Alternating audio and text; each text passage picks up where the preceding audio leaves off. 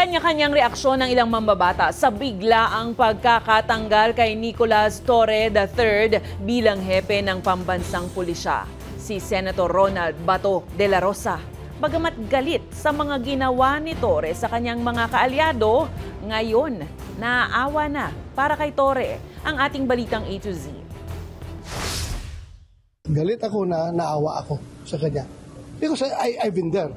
Aminado si Senator Ronald Bato de la Rosa na may galit siya kay former PNP Chief Nicolas Torre III dahil sa pag-aresto noon ni Torre kay former President Rodrigo Duterte at kaalyadong si Apollo Quiboloy. Pero ayon sa dating hepe ng pambansang pulisya, masaklap pa rin ang sinapit ni Torre. Pero ngayon naawa ako sa kanya dahil after nung ginawa niya lahat-lahat, binigyan siya ng posisyon tapos sinibak lang rin siya.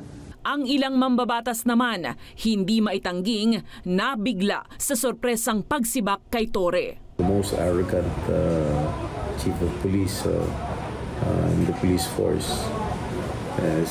Siguro, I really do not know the reason behind his relief, pero he was doing his job.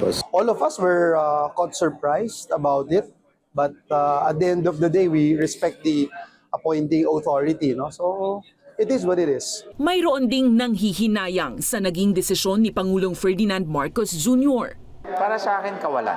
Para sa akin po, kawalan. Because of the reforms that he started. Nagkakaroon na ng medyo tense, matagal na. So, to ease the tension, so Malacanang made the decision and I respect the decision of Malacanang. Habang si Senate President Francis Cheese Escudero nangangamba para sa moral ng pambansang pulisya. Sana hindi maapektuhan dahil again, serving at the pleasure of the President ang sinumang PNP chief at umaasa ako na patuloy gagampanan ng ating mga kapulisan ang kanilang sinumpaan tungkulin, sino man ang mapili o piniling PNP chief. Noong nagdaang Lunes lang August 18, pinamunuan pa ni Torre ang flag raising sa PNP.